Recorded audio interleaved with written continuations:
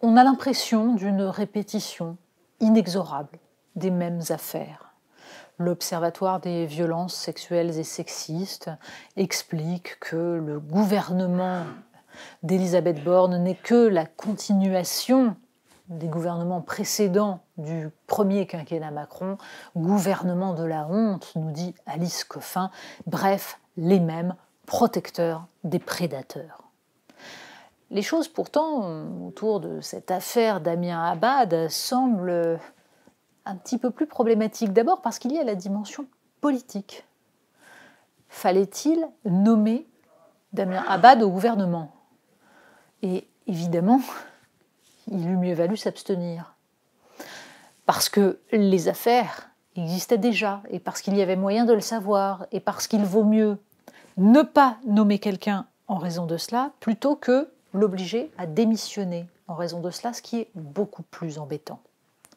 Disons-le clairement, le point fondamental est de savoir si, définitivement, la présomption d'innocence ne protège plus personne.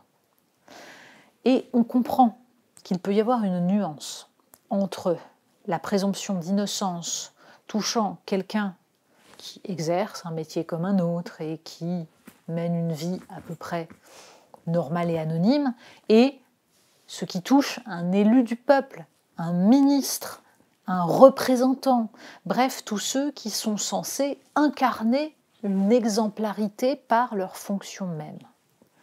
Oui, la différence s'entend. À ceci près que obliger Damien Abad à démissionner, ce serait dire que le non-lieu dont il a bénéficié ne signifie rien, qu'il n'est pas nécessaire d'attendre une plainte de la part de celle qui l'accuse à nouveau, mais qui ne l'accuse que par médias interposés. Bref, c'est considérer qu'accusation vaut culpabilité. Et ce serait, accessoirement, considérer que le non-lieu dont a bénéficié Gérald Darmanin ne justifie pas qu'il reste au gouvernement. De même, d'ailleurs, cela signifierait que n'importe quel homme accusé, quel que soit le récit qui est fait, quelles que soient les preuves, quelle que soit la concordance de ces preuves et l'ampleur des accusations, doit démissionner. Parce que, en l'occurrence, bien entendu, qu'il s'agit de faits graves, de faits criminels et non pas seulement délictueux.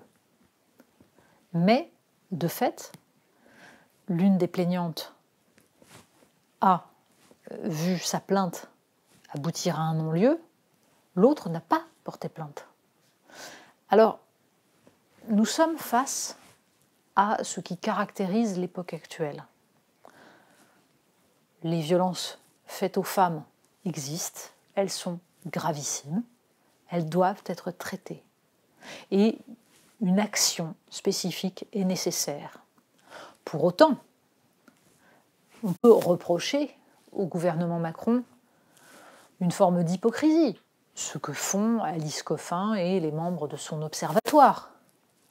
Mais cette hypocrisie n'est-elle pas due justement à la façon dont des gens comme Alice Coffin et les féministes qui l'entourent politisent ce genre de sujet et obligent donc un gouvernement à proclamer la main sur le cœur que les violences faites aux femmes sont leur priorité, qu'ils le pensent ou non.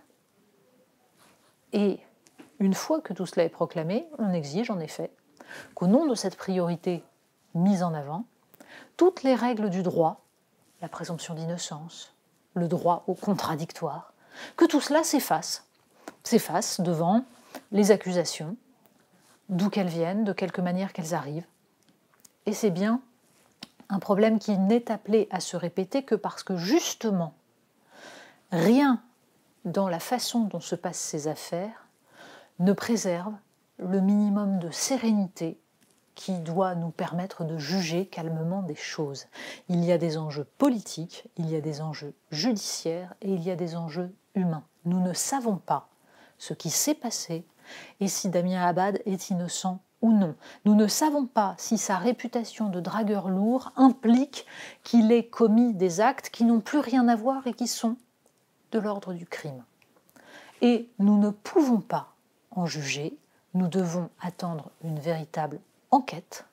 Et en attendant, la question de sa démission est une décision politique et qui sera prise, hélas, dans une perspective politique, pour préserver le gouvernement auquel il appartient désormais et dans lequel il a été nommé, non pas malgré la trahison de sa famille politique, mais à cause de la trahison de sa famille politique, ce qui fait de cette nomination une erreur, quelles que soient ensuite les affaires qui sortent ou qu'on pouvait déjà deviner.